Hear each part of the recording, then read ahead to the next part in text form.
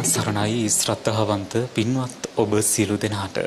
පින්වත්නි, සමසිත සුවපත් කරන්නට ලෝතුරු ශ්‍රී සද්ධර්මය මුළු ලොවටම බෙදා හරින බෞද්ධ නාලිකාවේ මහනුවර මධ්‍යස්ථානයේ මගින් ඔබ වෙතගෙන එන මේ උතුම් සදහම් දේශනාව මෙලෙසින් ආරම්භ කිරීමටයි මේ සූදානම් වන්නේ. පින්වත්නි, මේ උතුම් සදහම් දේශනාව පැවැත්වීම සඳහා අප සිදු කළ ගෞරවනීය ආරාධනාව පිළිගෙන මේ උතුම් සදහම් මණ්ඩපය වෙත වැඩම කොට වදාළ මාතලේ ඕවිලිකන්ද රෑනකෙටුවකල ආරණ්‍ය අනුරාධපුර කටුකැලියාව ධම්මපාරමී ආරණ්‍ය යන උභය ආරණ්‍ය සේනාසනාධිපති පූජනීය අලව්වේ අනෝමදස්සී පින්වත් ස්වාමීන් වහන්සේව අප සියලු දෙනාම එක්ව සාදු නහද පවත්වා වන්දනා කරමු. සාදු සාදු සාදු. පින්වත්නි, මහනුවර කීර්ති ශ්‍රී රාජසිංහ පොත්ගුල් මහා විහාරස්ථානයේ සිට පටිගත කරන මේ උතුම් සදහම් දේශනාවේ පින්බර දායකත්වයේ දරන්නට යෙදෙන්නේ කෙංගල්ල පොඩි මොරගහපිටිය වත්ත ලිපිනෙහි පදිංචි ශාන්ති සෙනවිරත්න මහත්මිය, රේණුකා දමයන්ති මහත්මිය යන සොයිරියන් පිරිස විසින්. එසේනම් ඔබ අප කෙරෙහි මෙත් සිතින් මේ උතුම් සදහම් දේශනාව පවත්වන්නට ගෞරවනීය දේශකයන්න් වහන්සේට নমස්කාර පූර්වකව ආරාධනා කර සිටිමු. අවසරයි ස්වාමීන් වහන්ස. සාදු සාදු සාදු. සමන්ත චක්කවාලේසු අත්‍රා ගච්ඡන්තු දේවතා සද්ධම්මං මුනි රාජස්ස සුනන්තු සග්ග මොක්ඛදං ධම්ම ශ්‍රවණ කාලෝ අයං බදන්තා ධම්ම ශ්‍රවණ කාලෝ අයං බදන්තා ධම්ම ශ්‍රවණ කාලෝ අයං බදන්තා.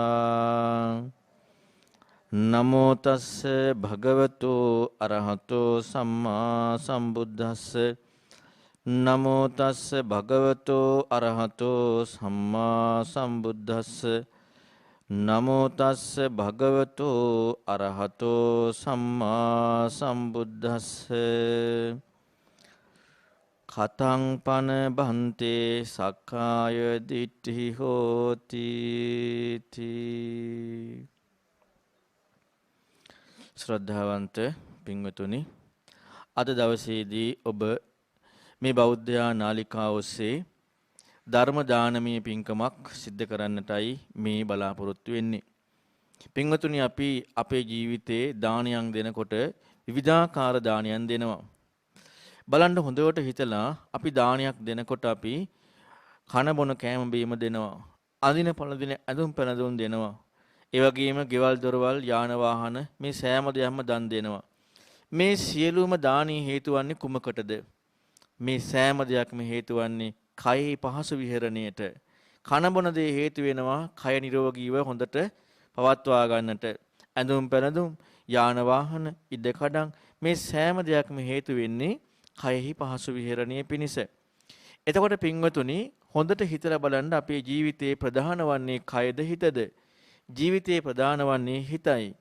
එතකොට ජීවිතයේ ප්‍රධාන හිතනම් මේ හිතට උපකාර වෙන යම් කිසි දෙයක් අපට දෙන්න පුළුවන්කමක් ලැබෙනවා නම් අර කයට දෙන දාණයට වඩා ඒ දාණය මහත්ඵල වෙනව නේද? ඒ දාණය මහත්ඵලයි. ධර්මයේ දන් දෙනවා කියන්නේ මොකද්ද? ධර්මයේ දන් දෙනවා කියලා කියන්නේ හිත සනසා ගන්න අවශ්‍ය දෙයක් දෙනවා. එහෙනම් මේ ලෝකයේ යම් කිසි කෙනෙක් මේ භවභෝග සම්පත් ආදී දේවල් වලට වඩා කෙනෙකුට පුළුවන්කම ලැබෙනවා නම් ධර්මයක් දන් දෙන්න, ඒ දාණය අග්‍රයි. ඒකයි සබ්බ දානං ධම්ම දානං ජිනාති කියලා බුදුරන් වහන්සේ පෙන්වා දෙන්නේ. හැබැයි පින්වත්තුනි, මේ ධර්ම දාණය අග්‍ර වෙන්නට නම් ඒ දාණය තුලින් ලැබිච්ච කෙනා නැත්නම් ඒ ධර්මයේ ශ්‍රවණය කරගත්ත කෙනාට එයින් ප්‍රයෝජනයක් ලබාගත හැකි වෙන්නට ඕනේ. දැන් අපි කණ්ඩ බොණ්ඩ දුන්නොත් එයා බඩකට පුරව ගන්නවා කාලා බීලා. අඳින්න පළඳින්න දුන්නාම ඇඳුම් ඇඳලා ඒ කය ලස්සන කරගන්නවා. එහෙනම් අපි ධර්මයේ දන් දුන්නාම ඒ තුලින් අපට සිදුවිය යුතුයි නේද? ඒකේ ප්‍රයෝජනෙ වෙන්නට නම් ඒ ධර්මයේ කියපු කාරණා තමන්ගේ ජීවිතය තුලින් අත්දකින්නට, තමන්ගේ හිත සනසා ගන්නට ඒක උපකාරයක් කරගන්නට ඕනේ. එහෙම වුණොත් තමයි මේ ධර්ම දානයේ සැබෑම ප්‍රතිඵල ලැබෙන්නේ. ඉතින් ඒ නිසා ඔබ හොඳට සතුටටපත් වෙන්න තමන්ගේ ජීවිතේට මෙවැනි පුණ්‍ය කර්මයක් සිද්ධ කරන්න පුළුවන්කම ලැබීම සම්බන්ධයෙන්. ඒ වගේම තමයි පින්වතුනි දැන් ඔබට මම පැහැදිලි කරේ මේ ධර්ම දානී වැදගත්කම. ධර්මයක් යම් කෙනෙක් අහනකොට ඒ ධර්මය තමන්ගේ ජීවිතේට කොයි විදියටද අහන්නේ කියලා අපි දැනගන්නට ඕනේ. අපි හරියට ධර්මයේ ඇහුවේ නැතිනම් අපට ඒ ධර්මයේ දීමේ නැත්නම් ඒ ධර්මයේ ශ්‍රවණය කිරීමේ ප්‍රතිඵලය හම්බෙන්නේ නැහැ. මොකද ඒකෙන් අර්ථය ගත්තා වෙන්නේ නැහැ. බුදුරණන් වහන්සේ පෙන්වනවා පින්වතුනි ධර්මය අහන ක්‍රම තුනක්. මම ඔබට මේ ධර්ම කාරණාව පැහැදිලි කරන්න කලින් මේක පෙන්වන්නේ අපි මේ කොයි ක්‍රමයෙන්ද බණ අහන්නේ කියලා දැනගන්නට වෙනවා. එහෙම නොදැනගත්තොත් එහෙම අපිත් මේ සමාජයේ අහන්නම් වාලේ අහන එකක් විතරයි වෙන්නේ. පින්වතුනි බුදුරන් වහන්සේ පෙන්නනවා ධර්මය අහන ක්‍රම තුනක්. පළවෙනි ක්‍රමය තමයි කලගෙඩිය අනිත් පැත්තට හරවලා වතුර දානවා වගේ. ඔක තමයි පළවෙනි ක්‍රමය. දෙවෙනි ක්‍රමය තමයි ඔඩෙක්කිට කෑම ටික අරගෙන කාලා නැගිටිනකොට ඔක්කොම ටික බිම හැලෙනවා වගේ. තුන්වෙනි ක්‍රමය තමයි කලගෙඩිය කෙලින් හරවලා වතුර දානවා වගේ. කලගෙඩිය අනිත් පැත්ත හරවලා වතුර දානවා කියලා කියන්නේ කලගෙඩිය අනිත් පැත්ත හරවලා වතුර දානකොට මොකද වෙන්නේ?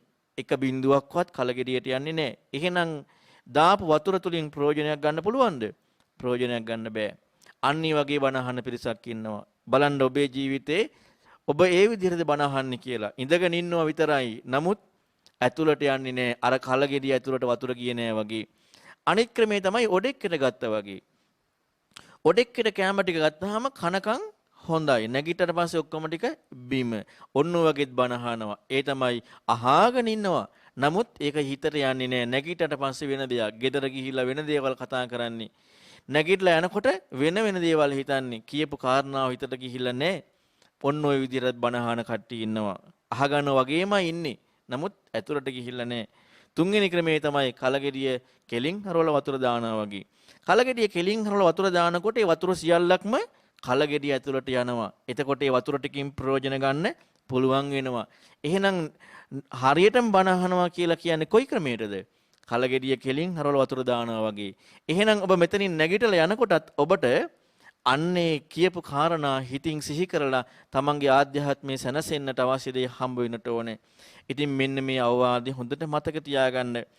ඉතින් මෙන්න මේක මතක තියාගෙන අපි ධර්මයේ අහුවොත් අපට පුළුවන්කමක් ලැබෙනවා ජීවිතයේ සත්‍ය තේරුම් ගැනීමට යමු වෙන්න. පින්වතුනි අපි අපේ ජීවිතයේ ධර්මයක් හොයන්න පෙළඹෙන්නේ. ධර්මයක් හොයන්න පෙළඹෙන්න මූලිකම කාරණාවක් තියෙනවා.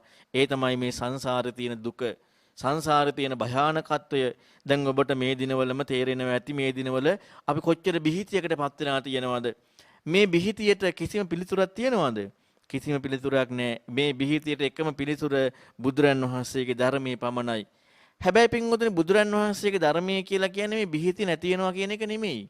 බුදුරන් වහන්සේගේ ධර්මයට කෙනෙක් යමු වුණොත් ඒ බිහිතිය ඒ රෝග බිය මේවා එනකොට හිත මුහුණ දෙන්න පුළුවන් දෙයක් බවට පත් වෙනවා. ප්‍රශ්නේ තමන්ගේ ජීවිතයේ ප්‍රශ්නයක් වෙන්නේ නැහැ. මොකද මේ ලෝකේ උපන් සත්වයා මැරෙනවා. උපන් සත්වයා ලෙඩ වෙනවා. හැබැයි හිත ලෙඩ කරගන්න නැතුව ඉන්න පුළුවන්කම ලැබෙනවා. අන්න බුදුරන් වහන්සේගේ ධර්මයේ තුල තියෙන පිළිසරණ. ලෝකයක් හඬද්දී, ලෝකයක් දුක් වෙද්දී, දුක් වෙන ලෝකේ හඬන ලෝකේ හඬන්න නැතුව දුක් වෙන්න නැතුව ඉන්න පුළුවන්. බය වෙන තති ගන්න ලෝකේ බය වෙන්න නැතුව තති ගන්න නැතුව ඉන්න පුළුවන්කම ලැබෙනවා. මෙන්න මේකයි බුදුරන් වහන්සේගේ ධර්මයේ තුලින් ලැබෙන ප්‍රතිඵලය. හැබැයි ඉතින් මෙන්න මේ ප්‍රතිඵලය අපේ ජීවිතේ කරා ඇති කර ගන්නට නම් අපි කවුරු කරාද යොමු විය යුත්තේ? බුදුරන් වහන්සේ ළඟට නේද? අපේ ජීවිතයේ සැබෑම ප්‍රශ්නය අපිට තේරෙනකොට අපි උත්තරය දන්නවනම් බුදුරන් වහන්සේ තමයි මේකට උත්තරය දෙන්නේ කියලා අපි යොමු වෙන්න ඕනේ බුදුරන් වහන්සේ ළඟට. අපි හිතමු මෙන්න මෙහෙම මම පුංචි උදාහරණයක් කියන්න. අපි හිතමු අපට හැදෙනවා හොඳ හදවත් රෝගයක්, භයානක රෝගයක්. අපි ගිහිල්ලා භයානක ඒ රෝගයට පිළියම් හොයන්නේ කාගෙන්ද? හෘද රෝග විශේෂඥ වෛද්‍යවරයාගෙන්. එතකොට හෘද රෝග විශේෂඥ වෛද්‍යවරයා ළඟට ගිහිල්ලා ඒ වෛද්‍යවරයා කියලා දෙනවා ලෙඩේ හොයාගෙන මෙන්න මේ විදිහට බෙහෙත් යන්න ඕනේ, මේ විදිහට අනුගමනය කරන්න ඕනේ කියලා. ඊළඟට බෙහෙත් දෙන්නේ හැබැයි වෛද්‍යවරයා නෙමෙයි නේද? ළඟ ඉන්න බෙහෙත් දෙන එකනා. ඊළඟට අපි හිතුවොත් පින්වතුනි ඊළඟ දවසේ දැන් අරයා දන්නවනේ බෙහෙත් දෙන්න කියලා වෛද්‍යවරයා ළඟට යන්න නැතුව අර බෙහෙත් දෙන කෙනා ළඟට ගියොත් බෙහෙත් යන්න හරියයිද? හරියන්නේ නැහනේ. වෛද්‍යවරයා ළඟට ගිහිල්ලයි වෛද්‍යවරයා අනුමත කරපු බෙහෙතුයි ඒ බෙහෙත් දෙන කෙනා දිය යුත්තේ. එහෙනම් පින්වතුනි මේ සමාජයේ කවුරු මොන විදිහකට අපට එක එක විදිහට ධර්මයක් කියලා මොනව ඇහුණත් අපි යමු යුත්තේ කාගේ ධර්මයටද? බුදුරන් වහන්සේගේ ධර්මයට නේද? අහවල් කෙනා මේ විදිහට කියනවා. අහවල් කෙනා මේ විදිහට කියනවා. ඒ පින්වතුනි හරියට කොයි වගේද? අර වෛද්‍යවරයා ළඟ බෙහෙත් දෙන කෙනාගෙන් බෙහෙත් ගත්තා වගේ. වෛද්‍යවරයා ළඟට ගිහිල්ලා වෛද්‍යවරයා ලෙඩේ හඳුනගෙන එයාට බෙහෙත් නියම කරාට පස්සේ ඒ බෙහෙත් ගන්න පුළුවන්. ඒක හොඳට මතක තියාගන්න.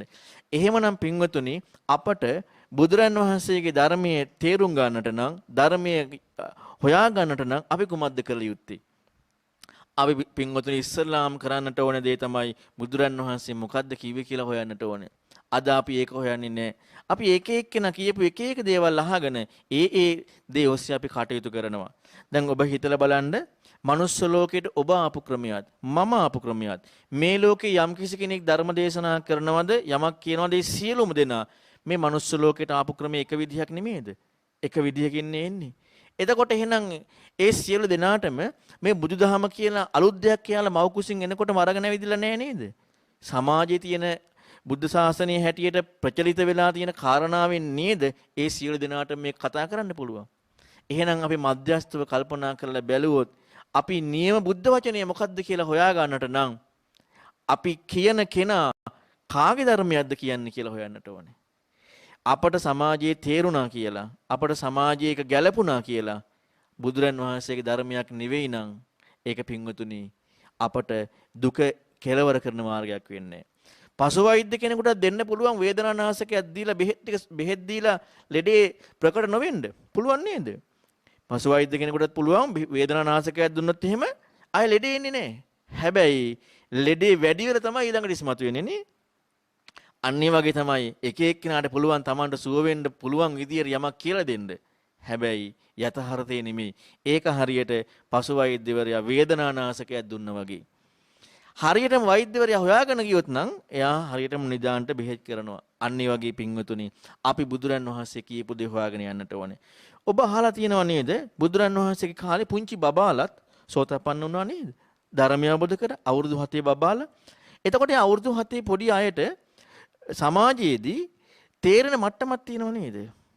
සමාජي ග්‍රහණය කරගන්න පුළුවන් මට්ටමක් තියෙනවා. සංසාර පුරුද්දකින් එනවා නුවණ. ඒක නුවණ. හැබැයි පුංචිකමට ග්‍රහණය කරගත හැකි මට්ටමක් තියෙනවා.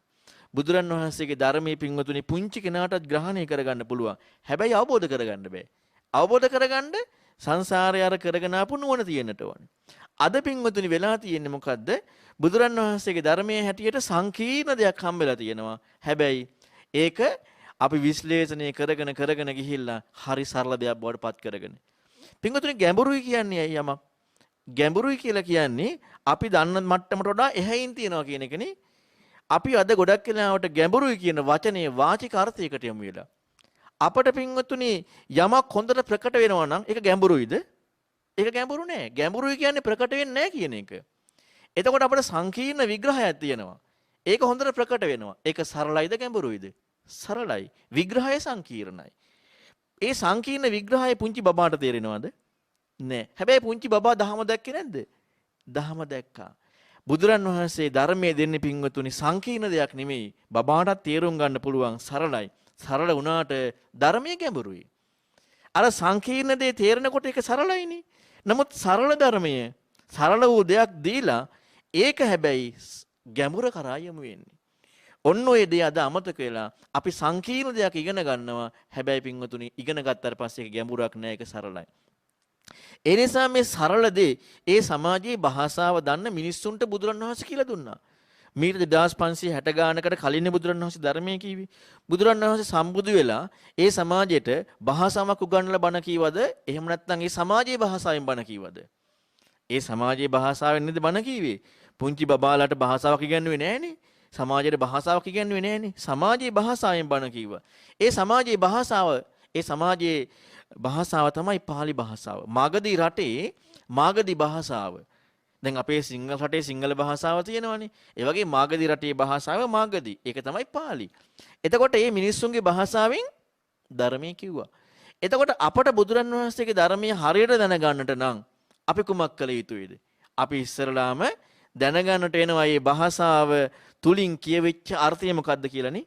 එහෙම නැත්නම් පින්වතුනි අපට මේ භාෂාව තුලින් කියවෙන අර්ථය අපට ගන්න බැරි වෙනවා. මම පුංචි උදාහරණයක් කියන්නම්.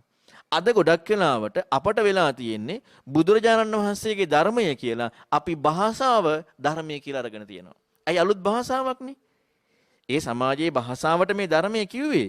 අපට මේ භාෂාව ධර්මයේ වෙලා ධර්මයක් හම්බෙලා නැහැ. මම උදාහරණයක් කියන්නම්. මම ඔබට කියනවා බුක් කියලා. බුක් කියනකොට ඔබට මතක් වෙන්නේ බුක් එකක්ද පොතක්ද? පොතක්නේ. බුක් එකක් මතක් වෙන්නේ නැහනේ. ඒ කියන්නේ අපිට බුක් කියද්දි මතක් වෙන්නේ පොතක්. බුක් එකක් මතක් වෙන්නේ නැහැ. ඇයි ඒ? භාෂාව තාත්වික වුන්නේ. හැබැයි සුදු ජාතක කියනකොට බුක් කියද්දි පොතක් මතක් වෙනවද? නෑ. යාට මතක් වෙන්නේ බුක් එකක්. ඇයි භාෂාව තාත්විකයි. දැන් අපට මොකක් හරි කියනකොට දැන් ඔන්න හිතන්න දැන් අද ඔබ අහලා ඇති පටිච්චසමුප්පාදය කියලා වචනය.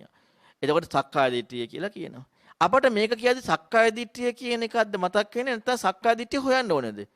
අපට අලුතෙන් ඒක හිතන්න ඕනේ නේ. ඒ කියන්නේ අපිට මේ භාෂාව වචනෙන් දුන්න අර්ථය තාත්වික වෙලා නැහැනේ.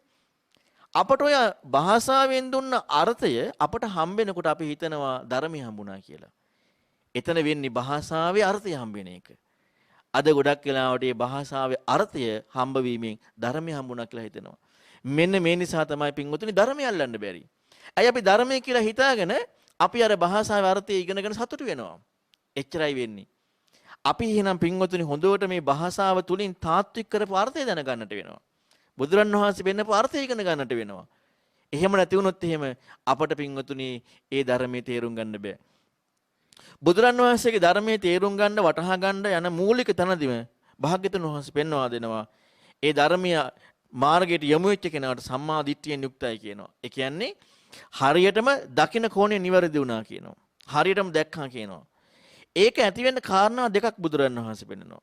මොකක්ද ඒ කාරණා දෙක? එකක් කියනවා පරතෝච ගෝසෝ අනුන්ගෙන් ඇහෙන දේ. අනිත් එක කියනවා යෝනිසෝච මනසිකාරෝ නුවණින් විමසන ගතිය. මේක බුදුරන් වහන්සේ පෙන්වන්නේ පරතෝච ගෝසෝ කියන එක බාහිරාංගයක් කියලා. බාහිරයි කියන්නේ පිට තියෙන එකක් නේ. යෝනිසෝ මනසිකාරය කියන එක කියනවා ආධ්‍යාත්මික අංගයයි කියලා. අද ඕකත් පැටලලා පින්වතුනි. මොකද අපි කරන්නේ? අද අපි මේ පරතෝච ගෝසෝ කියන කාරණාව ආධ්‍යාත්මික අංගය කරගෙන අහනවා යෝනිසෝ මනසිකාරය කරන්නේ කොහොමද කියලා පිටින්. දැන් යෝනිසෝ මනසිකාරය කියන එක ආධ්‍යාත්මික අංගය. නමුත් ඒක පිටින් අහනවා. දැන් අපි දන්නවා පටිච්චසමුප්පාදේ පංචඋපා. එතකොට අපි දන්නවා කියන්නේ ඒක අපේ දෙයක් නේ. ඒක බාහිරංගයක් වෙලා නැහැනේ. මේ ලෝකේ පින්වතුනි සම්මා සම්බුදුරජාණන් වහන්සේ නමක් කියලා කියන්නේ බුදුරජාණන් වහන්සේ නමක් කියලා කියන්නේ ධර්මයේ කියන නිසා. ඒක සම්බුද්ධ සූත්‍රයේ තියෙනවා. බුදුරජාණන් වහන්සේ කියලා සහ රහතන් වහන්සේගේ වෙනස මොකද්ද? අවබෝධ වීම නෙමෙයි, රහත් වීම නෙමෙයි. අවබෝධ වෙච්ච දේ ප්‍රකාශ කරන්න පුළුවන්කම. දැන් පසේ බුදුරන් වහන්සේ තනියම අවබෝධ කරානේ. ප්‍රකාශ කරන්න බෑ ඒ සත්‍ය. බණ කියන්න පුළුවන්. කතා කරන්න පුළුවන් ගොළු නෑනේ. හැබැයි මේ නිවන් මඟ ඉස්මතු කරන සත්‍ය ප්‍රකාශ කරන්න හැකියාව නැහැ. එතකොට එන සම්මා සම්බුදු කියන එකේ වෙනස නිවන් මඟ ඉස්මතු කිරීමේ හැකියාව තියෙනවා. වෙන කිසිම කෙනෙකුට ඒ හැකියාව නැහැ. ඒකයි සම්මා සම්බුද්ධ කියන්නේ. බුද්ධ කියලා කියන්නේ තනියම අවබෝධ කර ගැනීම පසේ බුදුරන් වහන්සේලාට තියෙනවා. අරහත්ත්වයටපත් වීම රහතන් වහන්සේලාට තියෙනවා. නමුත් ප්‍රකාශ කිරීම මේකට වචන දෙන්න පුළුවන්කම තියෙන්නේ එකම එක්කිනාටයි ලෝකේ. ඒ තමයි බුදු කෙනෙකුට. එතකොට පින්වතුනි එහෙනම් මේ දුන්න වචන මේ දුන්න ධර්මයේ අයිති කාටද? බුදුරජාණන් වහන්සේට නේද? වෙන කාටවත් අයිති නෑ. අපිට මේ ධර්මයේ ඇහෙන්නේ පිටින් නේද? දැන් අපේ කනට සද්දයක් නේද ඇහෙන්නේ? හොඳට හිතලා බලන්න. අපට ඇහැට පේන රූපයක් තිබ්බහම ඒ රූපේ තියෙන්නේ පිට නේද? ඒක ඇහැට පේන්නේ. එතකොට ඇහැට පිටින් තියෙන්නේ. එතකොට අපට ඒ වගේමයි බණ ඇහෙනකොට ධර්මය ඇහෙනකොට ඒක ඇහෙන්නේ කනට නේද? කනට පිටින් සද්දකින් ඇහෙන්නේ ඒකත් පිට. ඒක අපි තේරුම් ගත්තට පස්සේ ඒක මොකද්ද කියන්නේ කියලා අපි ඒක ග්‍රහණය කරගත්තාට පස්සේ මනසින් හිතනවා. මනසට හිතන්න අරමුණු වෙනව නේද? ඒ අරමුණු වෙනකොට ඒකත් පිට. මනස කියන්නේ ආධ්‍යාත්මිකයි කියලා බුදුරණවහන්සේ නෝ අරමුණු කියන්නේ පිටයි. එතකොට අපි කොයි විදිහට ගත්තත් ග්‍රහණය කරගත්තත් ඒ කාරණා ආයි තියෙන්නේ පිටට නේද? පිටට. නමුත් ඔක අපි අපට කියලා දාගන්නවා. බුදුරණවහන්සේ පෙන්වන්නේ යෝනිසෝ මනසිකාරයයි ඇතුළත ඇතිවිය යුත්තේ. එහෙනම් මේ යෝනිසෝ මනසිකාරය ඇතුළට ඇති වෙන්නට අපි හරියට ධර්මය අහන්නට ඕනේ. හරියට ධර්මයේ ඉගෙන ගත්තේ නැත්නම් අපට යෝනිසෝ මනසිකාරය ඇති වෙන්නේ නැහැ. මේ ධර්මයේ ඉගෙන ගන්නකොට පින්වතුනි හම්බ වෙන ඉස්සරලාම දේ තමයි සක්කාය දිට්ඨිය කියන එක. මම ඔබට මාතෘකා කළේ ඒක. දෙවි කෙනෙක් කැවිදිලා බුදුරන් වහන්සේට කියනවා ස්වාමීනි භාග්‍යතුන් වහන්සේ ජරා මරණ වලින් පීඩිත වෙලා ඉන්න මේ සත්වයා දුකට වැටලා ඉන්න මේ සත්වයා ලෙඩෙන් බයෙන් ඉන්න මේ සත්වයා ලහි ලහියේ කාමරාගේ දුරු කළ යුතුයි නේද කියලා. බුදුරණවහන්සේ කියනවා නෑ දෙවිය. ඒක නෙමෙයි කරන්නට ඕන නැත්තේ. ජරා මරණින් පීඩිත වෙලා ඉන්න සත්වයා දුකට වැටලා ඉන්න සත්වයා ලහි ලහියේ සක්කාය දිට්ඨිය ප්‍රහාණය කළ යුතුයි. ඒතර බුදුරණවහන්සේ කියන්නේ මොකක් ප්‍රහාණය කරන්න කියලාද? සක්කාය දිට්ඨිය ප්‍රහාණය කරන්න. හැබැයි හිතලා බලන්න සමාජයේ දැන් දෙවිය අහන්නේ නිකන් නෙමෙයි ප්‍රශ්නේ. සමාජයේ ප්‍රශ්නේ සක්කාය දිට්ඨිය නෙමෙයි. මොකද්ද ප්‍රශ්නේ? කාමරාගේ. එතකොට දැන් අපි යමක් ප්‍රහාණය කරන්න නම් පින්වතුනි ඒ දේ අපට ප්‍රත්‍යක්ෂව හම්බ විය යුතුයිද නැද්ද? හම්බ වෙන්නට ඕනේ. දැන් ඔබට රාගය ඇති වුණාම ඔබට ඒ රාගයේ එක්ක ඉන්නකොට ඔබට රාගය කියලා හම්බෙනව නේද? රාගයක් කියලා හම්බෙනවා. ඒක දැන් ඔබට පීඩාවක් වුණොත් ඔබ කැමති ඒක අයින් කරන්න. අන්නේ වගේ සක්කාය දිට්ඨිය හම්බ වෙන්නට ඕනේ මේ ධර්මයේදී. බුදුරන් වහන්සේ ඉස්සල්ලාම සක්කාය දිට්ඨිය ප්‍රහාණය කරන්න කිව්වනම් එහෙනම් බුදුරන් වහන්සේගේ ධර්මයේ කරා කෙනෙක් යමු වෙනකොට ප්‍රහාණය කළ යුතු පළවෙනි කාරණාව හම්බ විය යුතුද නැද්ද? හම්බ විය යුතුයි. හම්බෙන්නේ නැතුව ප්‍රහාණය කරන්න පුළුවන්ද? ඉතින් මොකද්ද ප්‍රහාණය කරන්නේ?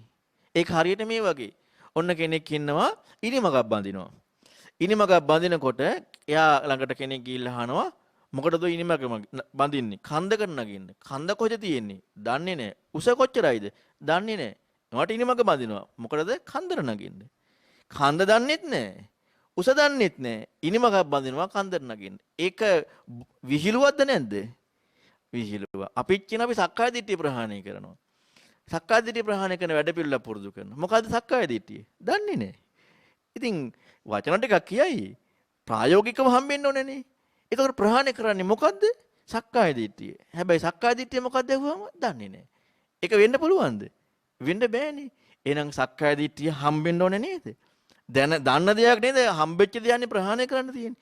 බුදුරණවහන්සේ පෙන්වා දෙනවා මාළුන්ගේ පුත සූත්‍රයේ සක්කාය දිට්ඨිය ඉස්සෙල්ලාම හම්බෙන්නේ කාටද? සෝතාපන්න මාර්ගය යන කෙනාට. අන්න බුදුරණවහන්සේගේ ධර්මය අහපු කෙනාටයි සක්කාය දිට්ඨිය හම්බෙන්නේ. අනික් කෙනාට සක්කාය දිට්ඨිය හම්බෙන්නේ නැහැ. එයාට හම්බෙන් බුදුරණවහන්සේ ඒකේ දේශනා කරනවා සක්කාය දිට්ඨිය කියලා හම්බෙන්නේ නැතිකම නිසාම සක්කාය දිට්ඨිය බැහැගෙන ඒක ප්‍රහාණය කරන්න යා උත්සාහ කරන්නේ. දැන් අපි රාගයේ වැරදි කියලා දැක්කොත් අපි ප්‍රහාණය කරන්න හදනවනේ. අන්නේ වගේ සක්කාය දිට්ඨිය හම්බෙන්න ඕනේ. එතකොට නම් බුදුරණවහන්සේගේ ධර්මයේ ඉස්සල්ලාම් ප්‍රහාණය කරන දේ සක්කාය දිට්ඨිය. අපට සක්කාය දිට්ඨිය ප්‍රහාණය වුණා කියලා අපිට දන්නේ නැතුව සිදුවෙන එකක් නෙමෙයි. ඉස්සල්ලාම සක්කාය දිට්ඨිය හම්බෙන්නට ඕනේ. එහෙනම් මේ ධර්මයේ හොයාගෙන යනකොට ප්‍රකට විය යුත්තේ මොකද්ද? සත්‍ය හොයාගෙන යනකොට ප්‍රකට විය යුතුයි සක්කාය දිට්ඨිය. හැබැයි සක්කාය දිට්ඨිය ප්‍රකට වෙන්න ඕනේ ප්‍රශ්නයක් හැටියට නේ. නැත්තම් ප්‍රහාණය කරන්නේ නැහැ නේ. සක්කාය දිට්ඨිය ප්‍රශ්නයක් හැටියට ඉස්මතු වෙන්නට ඕනේ. මොකක් හොයද්දිද සක්කාය දිට්ඨිය ප්‍රශ්නයක් හැටියට ඉස්මතු වෙන්නේ? අපි ගැන හොයද්දි. අපේ ප්‍රශ්නෙට උත්තරයක් හොයාගෙන බුදුරන් වහන්සේ ළඟට යනවා. මොකද්ද දැන් අපේ ප්‍රශ්නේ? ජරා මරණ ශෝක පරිදේව දුක්ඛ දෝමනස් උපායාස. අපි දන්නවා මේකට උත්තරේ බුදුරන් වහන්සේ දන්නවයි කියලා. ඒතකොට බුදුරන් වහන්සේ යමක් කියලා දෙනවා. කියලා දෙන්නේ මොකක් ගැන හොයන්නද? තමන් ගැන හොයන්න. තමන් ගැන හොයද්දි මොකද සිද්ධ වෙන්නේ? තමන් ගැන හොයනකොට සත්‍ය හම්බ වෙනවා. දැන් අපේ ප්‍රශ්නෙට උත්තරේ හොයාගන්න බුදුරන් වහන්සේ ළඟට ගියා නම් දැන් අපි කවුරු කියන දේ කරන්නට ඕනේද? බුදුරන් වහන්සේ කියන දේ කරන්නට ඕනේ. මොකද අපි දන්නවා මේ ප්‍රශ්නෙට උත්තරේ බුදුරන් වහන්සේ ළඟයි තියෙන්නේ කියලා. බුදුරන් වහන්සේ කියනවා ජීවිතය ගැන හොයන්න කියලා. කාගේ ජීවිතේද? තමන්ගේ ජීවිතේ. ඔන්න තමන්ගේ ජීවිතේ හොයනකොට තමන්ගේ ජීවිතේට කියනවා සක්කාය කියලා. දිට්ඨියට කලින් සක්කාය. ඒ කියන්නේ අපේ ජීවිතය ගැන කියනවා. එකට කියනවා රූපය කියලා, වේදනාව කියලා, සංඥාව කියලා, සංකාරය කියලා, විඥානය කියලා පහක් කියනවා මේ ජීවිතය කියන එකට. දැන් ඔක අලුත් වචන ටිකක් නේද? අපේ භාෂාවට අලුත්. දැන් අපි ওই වචන තේරුම් ගත්ත කියලා අපට ධර්මය හම්බ වෙනවද? නෑ. ඒක අර ඒ කාලේ මිනිස්සුන්ගේ භාෂා වචන නේද ඔය? දැන් ඒ කාලේ මිනිස්සුන්ට බුදුරයන් වහන්සේ එන්න මං ඔයාට විඥානය කියන එක කියලා දෙන්නම් කියලා වචනේ තේරුමක් කියලා දුන්නාද? විඥානය දන්නාට විඥානය ගැන කියලා දුන්නාද? දන්නාටනේ කියලා දුන්නේ. අපට ඕක ඇහෙද්දි මතක් වෙන්නේ මොකද්ද? මේක මේ අලුත් දෙයක් නෙමෙයි කියලා දුන්නේ කියලා. ඒ මිනිස්සුන්ගේ වචනකින් කියලා දුන්නේ. ඒ මිනිස්සු දන්න දෙයකින් කියලා දුන්නේ. එතකොට ඒ මිනිස්සු දන්න වචනයකින් ඒ ධර්මයේ කිව්වා. බුදුරණවහන්සේ ධර්මයේ කිව්වා ඒ මිනිස්සු දන්න වචනයකින්. එතකොට අපි එහෙනම් මේ වචනේ අර්ථය දැනගන්නට ඕනේ නේ. මේ අර්ථය හොඳට පැහැදිලි කරලා පෙන්නනවා කජ්ජනීය සූත්‍රය. මේ වචන පහේම අර්ථය බුදුරණවහන්සේ ලස්සනට කජ්ජනීය සූත්‍රය පැහැදිලි කරලා පෙන්නනවා. ඒ තමයි මම ඔබට මේ හැම එකක් එක්කම පැහැදිලි කරන්නේ. මම කරුණු කිහිපයක් එක්ක විතරයි පැහැදිලි කරන්නේ කාල වේලාවත් එක්ක. රූපය කියන එකට පැහැදිලි කරනවා. රූපතීතිකෝ භික්ඛවේ තස්මා රූපන්ති උච්චති. රුප්පණේ වෙනවා කියන එකට රූපය කියනවා. දැන් ඔය ඔක්කොම පැහැදිලි කරන්න බෑ. මම ඔබට තේරෙන ටිකක් විතරක් කියන්නම්. රූපය කියලා කියන්නේ පින්වතුනි දැන් මේ ජීවිතය ගැන කියනකොට මොකකටවත් පිට දෙයකට නෙමෙයි රුප්පණේ වෙනවා කියන එකට. ඒකේ සාමාන්‍ය සිංහල වචනයක් ගන්න පුළුවන් ඉද්දෙනවා කියලා. කටුවකින් අයින්න බලන්න ඇඟට ඇන්නහමාර නිකන් අපිට ප්‍රකටත්වයක් එනවා නේද? දැන් අපිට තුවාලයක් ඇවිල්ලා සර්ව මේ ආවට පස්සේ අපිට නිකන් අර ඒකේ අර නිකන් ප්‍රකටත් ඒ කියන්නේ ඉද්දෙනවා අර ඇනෙනවා වගේ එන්නේ. ඒතකොට අපිට යම් ප්‍රකටත්වයක් ප්‍රකට වීම. ඔන්න ඔකට කියනවා රුප්පණේ කියලා. රුප්පණේටයි රූපය කියන්නේ. කයට නෙමෙයි. මොකෙන්ද රුප්පණේ වෙන්නේ කියලා විග්‍රහ කරනවා. සීතලෙන් උණුසුමින් රුප්පණේ එනවා. ඊළඟට වේදනාව. ඔන්න වේදනාව ගැන කියනවා වේදීතීතිකෝ භික්ඛවේ තස්මා වේදනාති උච්චති. වේදනාව කියලා කියනවා විඳිනවා කියන එකට. මොනවද විඳින්නේ? සැප, දුක, අදුක්කම සුඛ. දැන් බුදුරන් වහන්සේ හොයන්න කියන්නේ ඔන්න දැන් හොඳට හිතන්න. දැන් අපි වේදනාව ගැන කතා කරන්නේ නැතුව වේදනාව කියලා කියන්නේ විඳිනවා කියන එකටනේ කජ්ජනීය සූත්‍රයක පැහැදිලි කරනවා. එතකොට එනවා වේදනාව කියලා කියන්නේ විඳිනවා කියන අර්ථයෙන් නේද? මොනවද විඳින්නේ? සැප, දුක, අදුක්කම සුඛ. බුදුරන් වහන්සේ කියන්නේ විඳීම ගැන හොයන්නද විඳපු දේවල් ගැන හොයන්නද? විඳීම ගැන හොයන්න කියන්නේ. අපි හොයන්නේ පින්වතුනි විඳපු දේවල් ගැන. ඉතින් බුදුරන් වහන්සේ කිව්ව දේ කරන්නේ. අපට ප්‍රකට වෙන දේ අපි හොයනවා. බුදුරන් වහන්සේ පෙන්වන්නේ වේදනාව ගැන හොයන්න. ඒ කියන්නේ වේදනාව කියන්නේ විඳිනවා කියන අදහසින්. කියන්නේ විඳීම ගැන හොයන්න. මොනවද විඳින්නේ කියලා විග්‍රහ කරනවා සැප දුක අදුක්කම සුඛ. ඊළඟට අපි ගත්තොත් බුදුරන් වහන්සේ හඳුනා ගැනීම කියනවා. සංජානාතීති සංජානාතීතිකෝ භික්ඛවේ තස්මා සංඥාති උච්චති. හඳුනා ගන්නවා කියන එකට සංඥාව කියනවා. මොනවද හඳුනාගන්නේ? පාට සැප දුක කියලා කියනවා. එතකොට බුදුරන් වහන්සේ වහන්න කියන්නේ හඳුනා ගැනීම. හඳුනාගත්ත දේ නෙමෙයි. අපි හොයන්නේ හඳුනාගත්ත දේ. බුදුරන් වහන්සේ කිව්වේ වෙන එකක්, කරන්නේ වෙන එකක්. ඊළඟට ඔන්න හිතන්න සංකාරයට කියනවා සකස් වෙනවා කියලා. සකස් වෙනවා කියනකොට සකස් වීම හොයන්න කියන්නේ සකස් වෙච්ච දේ නෙමෙයි. විඥානය කියන්නේ දැනගන්නවා කියන එක. විජානාතීති විජානාතීතිකෝ භික්ඛවේ තස්මා විඥානති උච්චති. දැනගන්නවා කියන එකට. දැන් ඒතර දැනගන්නවා කියනකොට අපිට තාත්වික නැද්ද වචනේ? අපිට විඥානය කීවට වඩා දැනගන්නවා කිව්වොත් තාත්වික නැද්ද? තාත්විකයි. ඉතින් බුදුරන් වහන්සේ ඒක කියලා දෙනවා. දැනගන්නවා කියන එකයි විඥානි. එතකොට දැනගන්නවා කියනකොට අපිට දැනගත්ත දේ ඔන්න රස දැනගන්නවා, හැඩ දැනගන්නවා. දැන් බුදුරන් වහන්සේ හොයන්න කියන හැම වෙලෙම දැනගන්නවා කියන එක. ඔන්න බලන්න අපි කරන වැඩේ. අපි කරන්නේ දැනගත්ත දේ අයින් කරනවා. මම උදාහරණයක් කියන්නම්කෝ.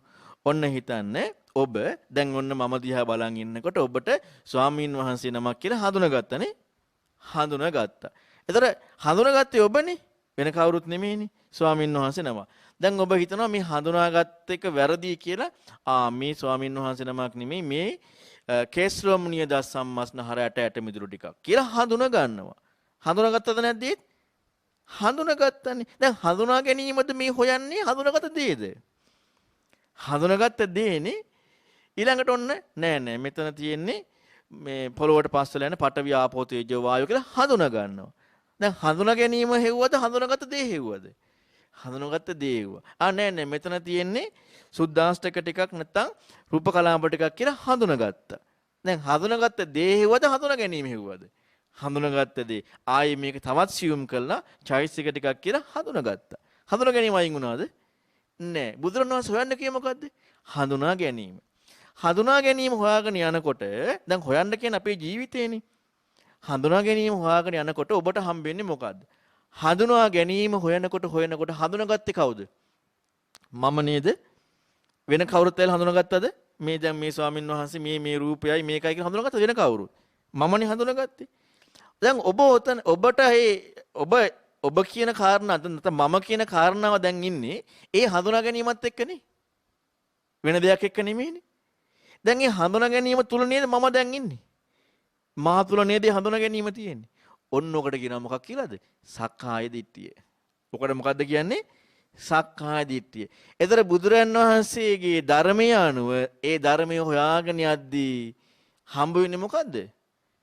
සක්කාය දිට්ඨිය. දැන් බුදුරන් වහන්සේ මොකද්ද ප්‍රහාණය කරන්න කියන්නේ?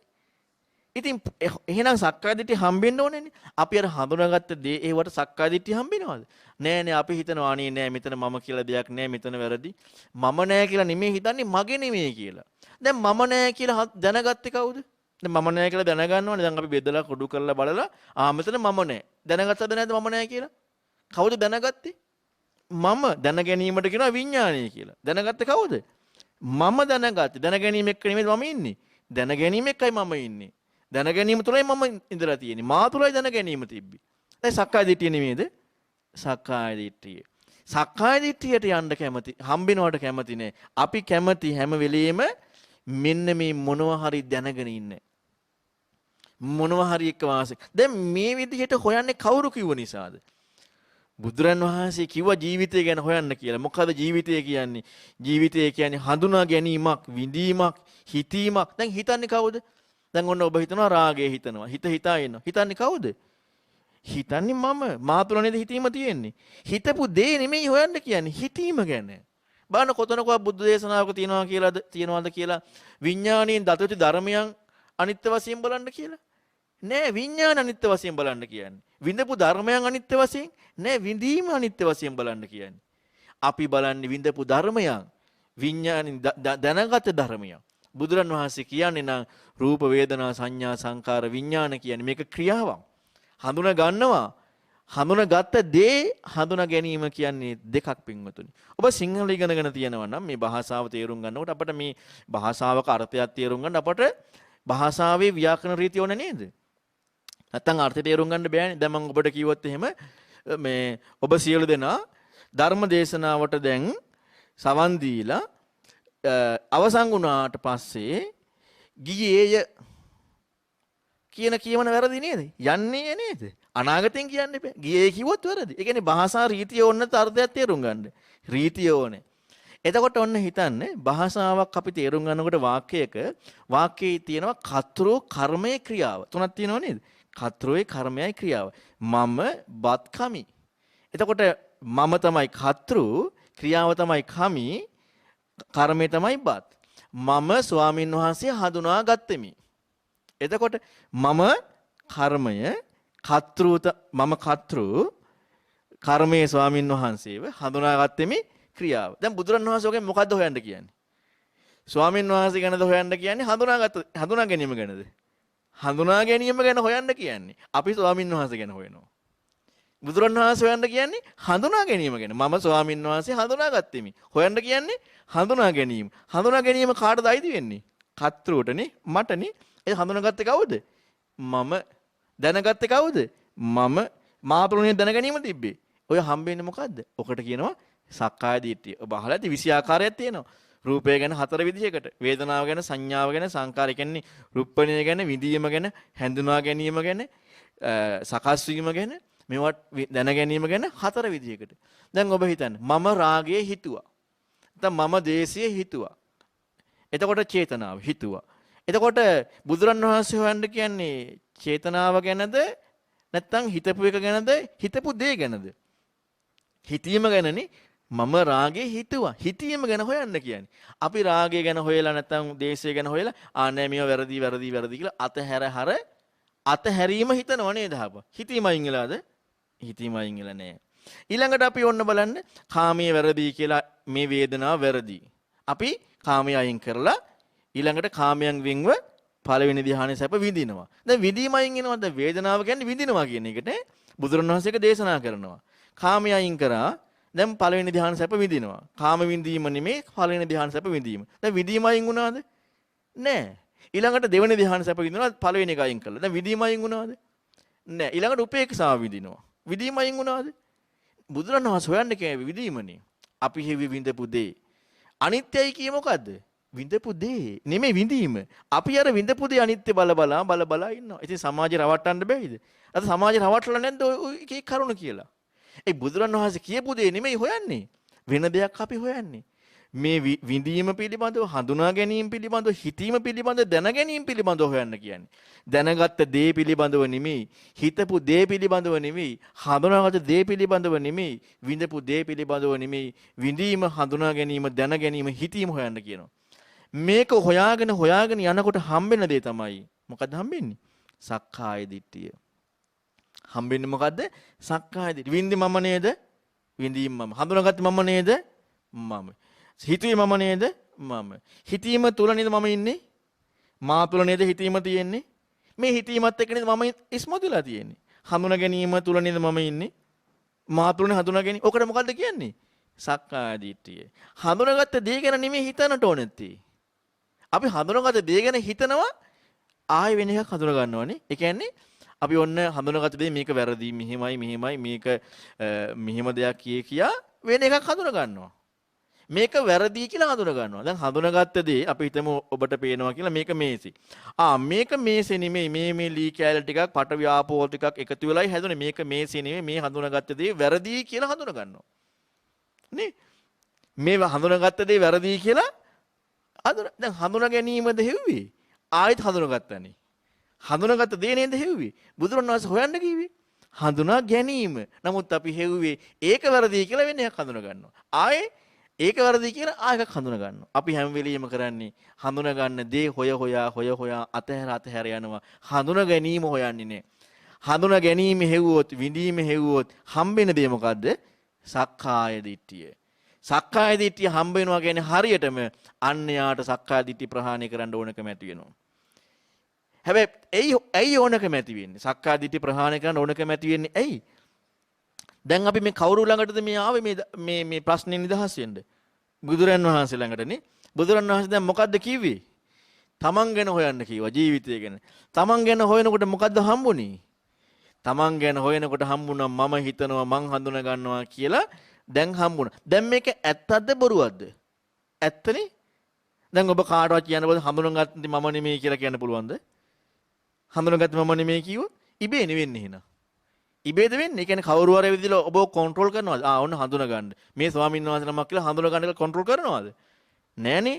හඳුනාගත්තේ මමනේ. හිතුවේ මමනේ. දැනගත්තේ මමනේ. එතකොට එහෙනම් ඒක ඇත්තද බොරුවක්ද? ඇත්තක්. මේ ඇත්ත හම්බුනේ කවුරුක්ගේ වචනය ඔස්සේ කුමක් කරද්දිද? බුදුරයන් වහන්සේගේ වචනය ඔස්සේ තමන් ගැන හොයද්දි තමන්ට ඇත්තක් හම්බුණා.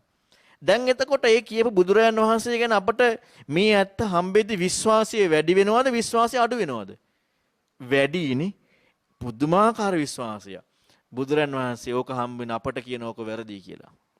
බුදුරයන් වහන්සේගේ විශ්වාසය ඔස්සේ ඒ ශ්‍රද්ධාව ඔස්සේ අපි අපේ ජීවිතය ගැන හොයාගෙන යනවා. හොයාගෙන යද්දී අපට හම්බෙනවා ඇත්තක්. ඒ තමයි අපි ගැනම හොයද්දී හඳුනගන්නේ, විඳින්නේ, හිතන්නේ මම කියලා හම්බ වෙනවා. හම්බෙද්දී බුදුරණවහන්සේ කියනක වැරදි කියලා. දැන් මොකද්ද අපට එන්නේ? දැන් එහෙනම් තවත් හිතන්න ඕන එකම ඇති වෙනවනේ. අපට දැන් හම්බුනේ මේක ඇත්තයි කියලානේ. ඒත් බුදුරණවහන්සේ කිව්ව නිසා දැන් අපට තවත් හිතන්න ක්‍රමයක් හම්බ වෙනවා. මේක වැරදි කියන බුදුරණවහන්සේ. එහෙනම් මේක වරදින්නේ ඇයි කියලා දැන් බුදුරන් වහන්සේ කියන දෙයට යොමු වෙන්න වෙනවා. ඔන්න ඔය සඳහා බුදුරන් වහන්සේ පෙන්වා දෙනවා පටිච්ච සමුප්පාදය කියලා දෙයක්. මොකටද? මෙන්න මේ හටගත්ත මේක තියෙනවා පාරලීයක කියන සූත්‍රයක. මෙන්න මේක මම කියලා මේ ගත්ත එක වැරදි බව පෙන්වන්න විග්‍රහයක් බුදුරන් වහන්සේ පෙන්වා දීලා තියෙනවා. හැබැයි මේ ප්‍රශ්නේ හම්බුණාට පස්සේ දැන් අදාහි පටිච්චසමුප්පාදය කියලා අර පේන දෙයට හඳුනාගත්ත දෙයට දදා බලනවා. දැන් අපි පටිච්චසමුප්පාද කියලා ඉගෙනගෙන අන්න නාම රූප අන්න විඤ්ඤාණ. දැන් මොනවටද මේ බලන්නේ? අර හඳුනාගත්ත දෙයට. අර විඳ දෙයට. විඳීම නෙමෙයි. හඳුනා ගැනීම නෙමෙයි හඳුනාගත්ත දෙයට. බුදුරණවහන්සේ පටිච්චසමුප්පාදය කියලා පෙන්වන්නේ මොකේද? අර හඳුනා ගැනීමට. අපි හඳුනාගත්ත දෙයට බෙද බෙදා බලනවා. එතකොට දැන් බුදුරණවහන්සේ කිව්ව දේ කරන්නේ නැත්නම් අපට මේ මාර්ගයක් උපදීද? උපදින්නේ නැහැ පින්වතුනි. ඒ කියපු දේම කරන්න ඕනේ. අපි අර හඳුනාගත්ත දේ, වින්ද දේ, දැනගත්ත දේ, අරවට මේක නාම රූප, මේක විඥාන, මේක සංකාර, මේක භවය, මේක තණ්හාව කියා අපි බෙද බෙදා බලනවා. මම ඒකට පුංචි උදාහරණයක් කියන්න. දැන් අපි මේ පටිච්ච සමුප්පාදය හොයන්න මේ පක්ඛා දිට්ඨිය තේරුම් ගන්න නැතුව මේ දඟලන දැඟලිල්ලේ අපි කොච්චර වරද්දගෙනද කියලා. ඔබ දන්නව නේද පටිච්ච සමුප්පාදේ උපාදාන කියලා වචනයක් තියෙනවා. උපාදාන කියන්නේ බැඳීම කියන එක. එතකොට දැන් උපාදාන යටතේ විග්‍රහ කරන්න යන්නේ බැඳීම ගැනද නැද්ද? බැඳීම ගැනනේ. උපාදානියනේ විග්‍රහ කරන්නේ. උපාදාන හතරක් විග්‍රහ කරනවා. කාම, ditthi, සීලබ්බත, අත්වාද කියලා. අපට ඔතන හම්බ වෙන්නේ හොඳට හිතන්න බැඳීම පිළිබඳ විග්‍රහයක්ද? කාමයේ පිළිබඳ විග්‍රහයක්ද? ditthිය පිළිබඳ විග්‍රහයක්ද? සීලබ්බතය පිළිබඳ විග්‍රහයක්ද? අත්වාද පිළිබඳ විග්‍රහයක්ද හම්බෙන්නේ බැඳීම පිළිබඳ විග්‍රහයක්ද? අපට හම්බෙන්නේ කාමයේ ගැන විග්‍රහය. අපි කතා කරන්නේ කාමයේ ගැන. අපි කතා කරන්නේ ditthිය ගැන. අපි කතා කරන්නේ සීලබ්බතය ගැන. අපි කතා කරන්නේ අත්වාදය ගැන. හැබැයි බුදුරණාහි විග්‍රහ කරන්නේ මොකක් ගැනද? බැඳීම ගැන. නමුත් හම්බෙන්නේ අපට මොකද්ද? ඒක හම්බෙන්නේ. ඇයි? කියපු දේ කරන්නේ. බුදුරණවහන්සේ පෙන්වන්නේ බැඳීම පිළිබඳ හොයන එක. අපි බැඳීම පැත්තකින් දාලා බැඳිච්ච දේ ගැන හොයනවා. ඒ බැඳිච්ච දේ නේද? බැඳිච්ච දේ ගැන හොයනවා. මෙන්න මේ විදිහට පින්වතුනි අපි හොයන්නේ ඇයි? අපි මේ හරීම ප්‍රශ්නේ හොයාගෙන යන්නේ. අපි අපේ ජීවිතයේ අවංකව සත්‍ය හොයන්නේ නැහැ. අපි මේ අපේ ජීවිතේ සක්කාය දිට්ඨිය ප්‍රකට වෙන කාරණාට අපි ඉස්මතු වෙන්නේ නැහැ. ප්‍රහාණය කරන්න ඉස්මතු වෙන්නට ඕනේ. මෙන්න මේක ඉස්මතු වෙච්ච තැනදී ඒ සඳහායි පටිච්චසමුප්පාදය දෙන්නේ. දැන් ඔන්න සක්කාය දිට්ඨිය කියන සංයෝජනය ප්‍රකට වෙනවා. දැන් ප්‍රකට වෙන්න මේක ඉස්මතු කරන්න ඕනේ. හැම සංයෝජනයම ප්‍රකට වුණාම නේද ඉස්මතු ප්‍රහාණය කරන්නේ. දැන් අපිට ප්‍රකට වෙන්නේ නැතුව දැන් මම ප්‍රහාණය කළා. ප්‍රහාණය වුණා. ඒක නිකන් ඔටෝ වෙන එකක් වගේ නේද කොට. නේද? ඉබේ වෙන එකක් වගේ. පින්වතුනි අපි බයයි අද ධර්මයේ හිතන්න. ඇයි බය? බය පින්වතුනි අපිට මේ විචක්ෂණ සීලීව අපි සත්‍ය ගවේෂණය කරන්නේ. අපි කොච්චර කතා කරා සක්කාය දිට්ඨිය ප්‍රහාණය කරන්න ඕනේ සෝතාපන්න වෙන්න ඕනේ කියලා අපට අවශ්‍යතාවයක් නැහැ.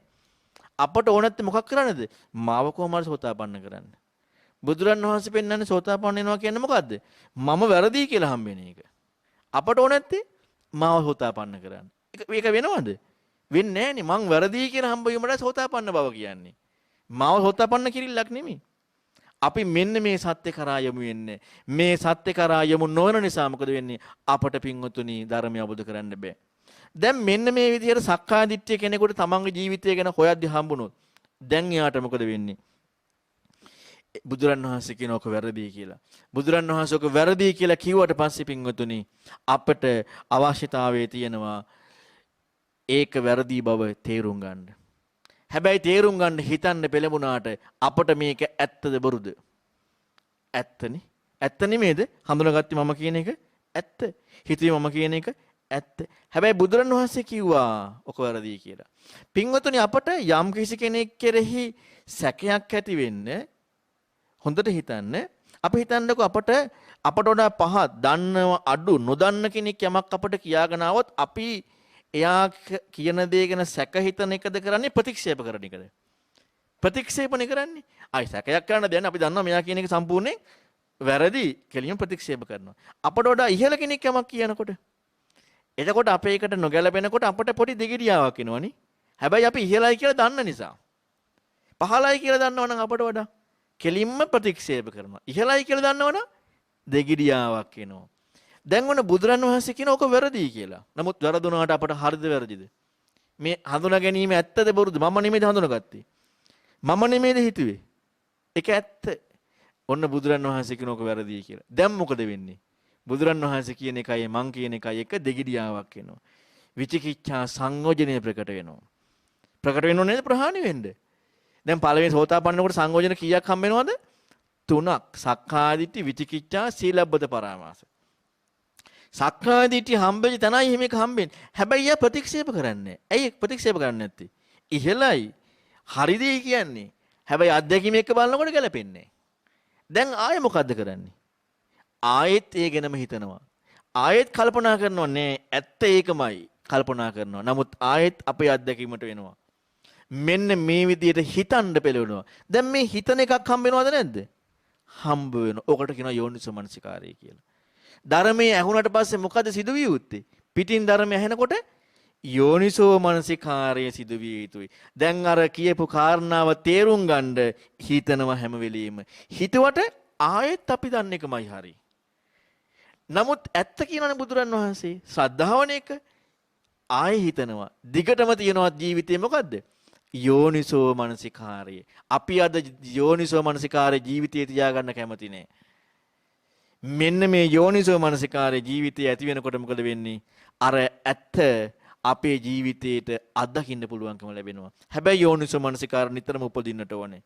එතකොට සක්කාය දිට්ඨිය ප්‍රහාණය වෙනවා, විචිකිච්ඡාව ප්‍රහාණය වෙනවා. ඒ විතරක් නෙමෙයි සීලබ්බත පරාමාසය. දැන් මම හඳුනාගත්තා කියන එක වැරදි කියලා බුදුරණවහන්සේ පෙන්නනවා.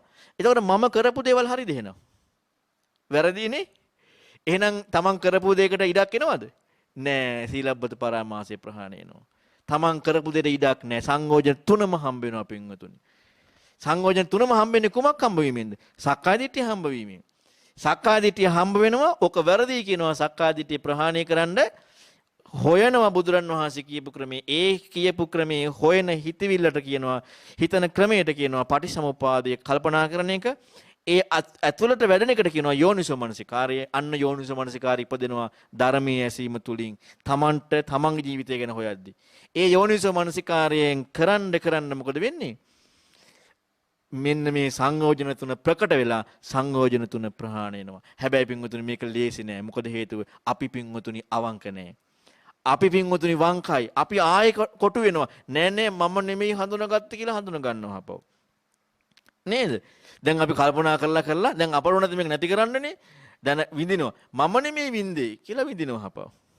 උපේක්ෂාව විඳිනවා. මේක මම නෙමෙයි කියලා ආයෙ හඳුනා ගන්නවා. මම නෙවෙයි කියලා හඳුනා ගන්නවා. හිතලා මේ මෙතන මම නොවේයි වෙන විදිහට හිතනවා. හිතලා මම නොවේයි කියලා හිතනවා. ඒ හිතන්නේ කවුද? මම. අපි එච්චරට වංකයි පින්වතුනි. ඒ කියන්නේ අපි අපේ ජීවිතයේ අවංකවම මේක ප්‍රකට වෙනවට අපි මේ සංයෝජනේ ප්‍රකට වෙනවට ඉඩ දෙන්නේ නැහැ. ඒ නිසා ප්‍රහාණය කරන්න බෑ. දන්නේ නැහනේ. ප්‍රහාණය කරන්න දැනගන්න බෑ මේ මොකද්ද කියලා. මෙන්න මේ සක්කාය දිට්ඨිය අපේ ජීවිතේට හම්බුනොත් යම් කිසි දවසක එයා ප්‍රහාණය කරනවා. මොකද ඒ සක්කාය දිට්ඨිය හම්බෙන්නේ අපේ ජීවිතය ගැන හොයද්දී බුදුරණවහන්සේ කියපු දේත් එක්ක. ඉතින් ඒ නිසා පින්වතුනි මේ සක්කාය දිට්ඨිය දුරු කරන්නට අපේ ජීවිතේට බුදුරයන් වහන්සේ වදාළ ඒ උතුම් සත්‍යම පමණයි ඉගෙන ගත යුත්තේ. එක එක්කෙනා කියන මතවාද ඉගෙන ගත්තට කවදාවත්ම ධහම දකින්න බෑ. සක්කාය දිට්ඨිය ප්‍රහාණය කරන්න බෑ. ඒක හරියට වෛද්‍යවරයාගෙන් බෙහෙත් ගන්න නැතුව බෙහෙත් දෙන කෙනා ළඟට ගිහිල්ලා බෙහෙත් ගත්තා වගේ වැඩක් වෙනවා.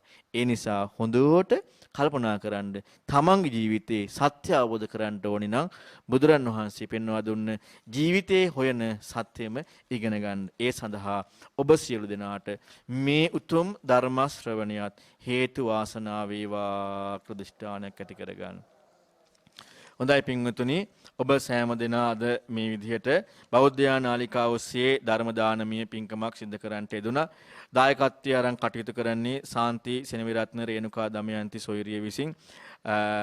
ඒ වගේම පොඩි මොරගහපිටිය වත්ත කෙන්ගල්ල කියන ඒ ප්‍රදේශයේ ඒ පින්වති විසින් තමයි අරමුණ හැටියට සඳහන් කරලා තියෙන්නේ මිය පරලයන්ට යෙදුන කුණ්ඩසාලේ ප්‍රාදේශ සභාව හිටපු සභාපති අනුර සෙනවිරත්න මහතාට, ඒ වගේම රේණුකා දමයන්ති මහත්මියගේ මව්පියා ඇතුළු දෙපාර්ශවයේ සියලු ඥාතීන්ට, සාන්තිනී සෙනවිරත්න මහත්මියගේ මව්පියා සහෝදරයන්ටත්, ඒ වගේම අපවත්ව වදාළ කෙන්ගල්ල ශ්‍රී ජයන්තාරාමාධිපති ගරු දුනුවිල පඤ්ඤාරාම ස්වාමින් වහන්සේට, ඒ වගේම ගරු දුනුවිල විමල ධම්ම ස්වාමින් වහන්සේට සහ පානදුරේ ආර්ය ධම්ම ස්වාමින් වහන්සේටත්, කුසල ධම්මනායක ස්වාමින් වහන්සේටත් පින් අනුමෝදන් කරන්නට, ඒ වගේම තමයි සුදීවත්ව සිටින පුංචියම්ම දෙදෙනාට නිරෝගී සුව ප්‍රාර්ථනා කිරීමත්, දීර්ඝායුෂ පැතීමත්, ධර්ම දේශනාවට සහභාගී වූ සියලු ඥාතිත මිත්‍රාදීන්ට නිරෝගී සුවය හා දීර්ඝායුෂ පැතීම, ශ්‍රී ලංකා වාසී ලෝකවාසී සියලු දෙනාට මේ රෝග බිය දුරු වී නිරෝගී සම්පත් ලැබෙන්න, දීර්ඝායුෂ ලැබෙන්නටත්, ඒ වගේම මේ ධර්ම ශ්‍රවණ ආනිසංස බලයෙන් සියලු දෙනාට උතුම් නිර්වාණය ප්‍රාර්ථනා කරනවා. ඉතින් ඒ නිසා මේ සියලු පින් ඒ ආකාරයටම සියලු දෙවියෝත් අනුමෝදන් වෙත්වා, මේ නම් සඳහන් කළ මිය පරලෝකීය ඥාතින්ට අනුමෝදන් වෙත්වා. ඒ වගේම තමයි මේ ධර්මයේ දානීය සඳහා දායකත්වයේ දරණී සාන්ති සෙනවිරත්න රේණුකා දමයන්ති කියන මේ සියලු දෙනාටත්, ඒ වගේම ඥාතිත් මිත්‍රාදීන් සියලු දෙනාටමත් ශ්‍රවණය කරපු සියලු දෙනාටමත් ඒ වගේම විශේෂයෙන් ශ්‍රී ලංකා වාසී ලෝක වාසී සියලු දෙනාට මේ රෝග බිය දුරු වෙන්නටත් මේ සියලු පුණ්‍යානුභාව බලය හේතු වේවා. ඒ වගේම ධර්ම ශ්‍රවණාබිලාසී ඔබ හැම දෙනාටම උතුම් දහමින් සැනසෙන්න මේ සියලු පින් හේතු වාසනා වේවා. ආකාසට්ඨා ච බුම්මට්ඨා දේවා නාග මහිද්దికා පුඤ්ඤන්තං අනුමෝදිත්වා චිරං රක්ඛන්තු ශාසනං. ආකාසට්ඨා ච බුම්මට්ඨා දේවා නාග මහිද්దికා පුඤ්ඤන්තං අනුමෝදිත්වා චිරං රක්ඛන්තු මං පරන්ති. සිල් දනාට තෙරුවන් සාදු සාදු සාදු. පින්වත්නි, පුරා හෝරාවකට ආසන්න කාලයක් ඔබටත් මටත් ධර්මයෙන් අනුශාසනා කළ මාතලේ උවිලිකන්ද රෑනකිටුවගල ආරණ්‍ය අනුරාධපුර කටුකැලියාව ධම්ම පාරමී ආරණ්‍ය යන උභය සේනාසනාධිපති පූජනීය අලව්වේ අනෝමදස්සී පින්වත් ස්වාමීන් වහන්සේට නිදුක් නිරෝගී චිරජීවනයත් උන්වහන්සේ ප්‍රාර්ථනීය බෝධියකින් ඒ උතුම් චතුරාර්ය සත්‍ය ධර්මය අවබෝධය පිණිසත් අප විසින් රැස් කරගන්නට යෙදුණු සියලු කුසල් උන්වහන්සේට සාදු නහඳ පවත්වා අනුමෝදන් කරමු. සාදු සාදු සාදු. පින්වත්නි, ඒත් සමගින් බෞද්ධ නාලිකාවේ මහනුවර මධ්‍යස්ථානයේ මගින් ඔබ වෙතගෙන මේ උතුම් සදහම් දේශනාව මෙලෙසින් නිමාවට පත්වනවා. ධර්ම ශ්‍රවණය කළ ඔබ සියලු දෙනාට මේ ගෞතම බුදු සසුනේදීම ඒ උතුම් චතුරාර්ය සත්‍ය ධර්මය අවබෝධ වේවා. තෙරුවන් සරණයි.